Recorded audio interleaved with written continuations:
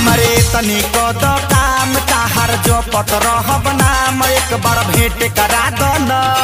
तू अपना छोटकी बहिन से हमार सेट करा दो न